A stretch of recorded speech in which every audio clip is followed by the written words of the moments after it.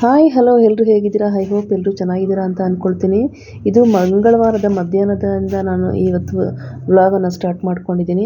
ಫಸ್ಟಿಗೆ ಗಿಡ ಎಲ್ಲ ಸ್ವಲ್ಪ ಒಣಗ್ದಂಗೆ ಆಗಿತ್ತು, ಹಾಗಾಗಿ ಸ್ವಲ್ಪ ಗಿಡಕ್ಕೆಲ್ಲ ನೀರು ಹಾಕೋಣ ಅಂತೇಳಿ ಹಾಕ್ತಾಯಿದ್ದೀನಿ. ಹಾಗೆ ಇವತ್ತು ಸೋಯಾ ಚಂಕ್ಸನ್ನು ಉಪಯೋಗಿಸಿ ಕಬಾಬು ಮತ್ತು ಟೊಮೆಟೊ ರಸವನ್ನು ಮಾಡೋಣ ಅಂತ ಅಂದ್ಕೊಂಡಿದ್ದೀನಿ ಮಧ್ಯಾಹ್ನಕ್ಕೆ. ನನಗೆ ಗಿಡಗಳಂದರೆ ತುಂಬಾ ಇಷ್ಟ, ಆದರೆ ನನ್ನ ಕೈಯಲ್ಲಿ ಗಿಡ ಬರೋದಿಲ್ಲ. ನಾನೇನಾದ್ರು ಗಿಡ ಹಾಕಿದ್ರೆ ಬೇಗ ಒಣಗೋಗುತ್ತೆ, ಯಾಕಂತ ಗೊತ್ತಿಲ್ಲ.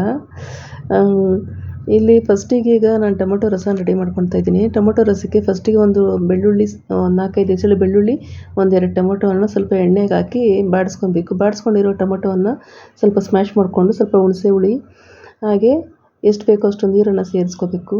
ಸೇರಿಸ್ಕೊಂಡಿರೋಂಥ ನೀರಿಗೆ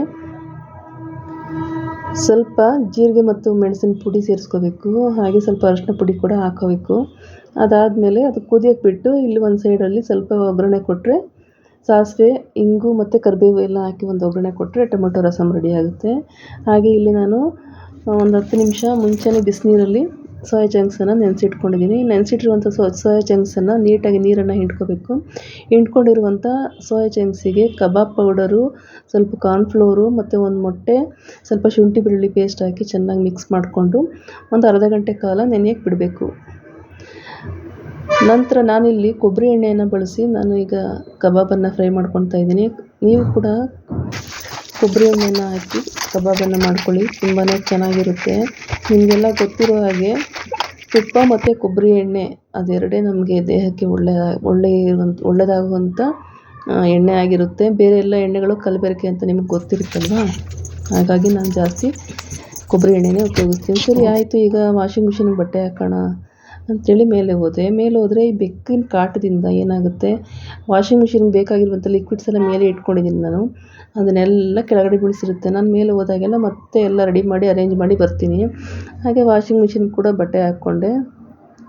ಇಲ್ಲಿ ನಮ್ಮ ಮನೆ ಹತ್ರ ಸ್ವಲ್ಪ ನೋಡಿ, ಇವರಿಬ್ಬರು ಪ್ರತಿ ದಿವಸ ಇದಕ್ಕೆ ಚಿಕನ್ನು ಏನಾದರೂ ಒಂದು ತಂದು ಹಾಕಲೇಬೇಕು, ಇಲ್ಲ ಅಂತಂದರೆ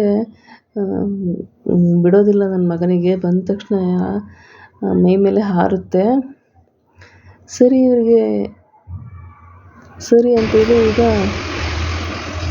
ಒಂದು ಸ್ವಲ್ಪ ಹೊತ್ತು ಹೊರಗಡೆ ನಿಂತ್ಕೊಂಡು, ನಮ್ಮ ಮನೆ ಹತ್ರ ಪಾರ್ಕು ಮತ್ತು ಟೆಂಪಲ್ ಎಲ್ಲ ಇದೆ. ಸರಿ ಚೆನ್ನಾಗಿದೆ ವಾತಾವರಣ ಅಂತೇಳಿ ನೋಡ್ತಾ ಇದ್ದೆ. ಸರಿ ಕಸ ಗುಡಿಸ್ಕೊಳ್ಳೋಣ ಸ್ವಲ್ಪ ಅಂತೇಳಿ ಪರ್ಕೆ ಇಟ್ಕೊಂಡು ಪರ್ಕೆ ಕೆಳಗಡೆ ನೋಡ್ತೀನಿ. ಹಾವು ಫ್ರೆಂಡ್ಸ್ ಇದೆ. ಹಾವಿನ ಮರಿನ ಏನಂತ ಗೊತ್ತಾಗಲಿಲ್ಲ. ಒಂದು ಸೆಕೆಂಡ್ ಭಯ ಆಯಿತು. ಹಾವಿನ ಥರ ನೋಡಿ ಎಷ್ಟು ಫಾಸ್ಟಾಗಿ ಹೋಗ್ತಾ ಇದೆ ಅಂತ ತುಂಬಾ ಗಾಬರಿ ಆಯಿತು. ನಮ್ಮ ಮಗನ ಕರೆದೆ. ನಿಮ್ಗೇನಾದ್ರು ಇದೇನು ಅಂತ ಗೊತ್ತಿದ್ರೆ ದಯವಿಟ್ಟು ಎಲ್ಲರೂ ಕಮೆಂಟ್ ಮಾಡಿ ಫ್ರೆಂಡ್ಸ್. ನನಗೇನೋ ಹಾವಿನ ಮರಿ ಥರನೇ ಇತ್ತು. ನನ್ನ ಮಗ ಅಂತ ಅಲ್ಲ ಇದು ಹಾವಿನ ಮರಿ ಅಲ್ಲ ಇದು ಅಂತಂದ. ಪೇಮೆಂಟ್ ಆಗಿದೆಯಲ್ಲ. ಅಷ್ಟೊತ್ತಿಗೆ ಬಿಗ್ ಬಾಸ್ಕೆಟಿಂದ ಸ್ವಲ್ಪ ಫ್ರೂಟ್ಸು ಮತ್ತು ದೋಸೆ ಅಕ್ಕಿ ಖಾಲಿ ಹೋಗಿತ್ತು, ಅದನ್ನು ಆರ್ಡ್ರ್ ಮಾಡಿದ್ದ ನನ್ನ ಮಗ. ಇಸ್ಕೊಂಡು ಬಂದು ಎತ್ತಿಟ್ಟೆ ಎಲ್ಲ.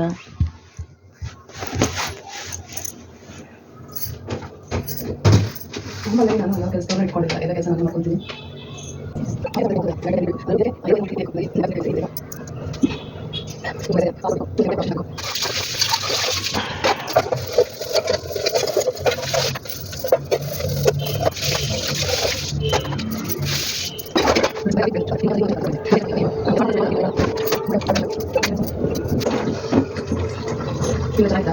ಸೂಪರ್.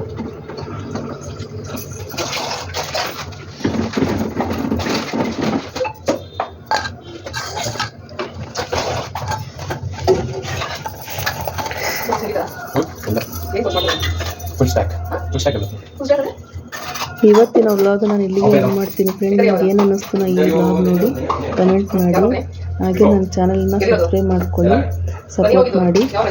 Thank you.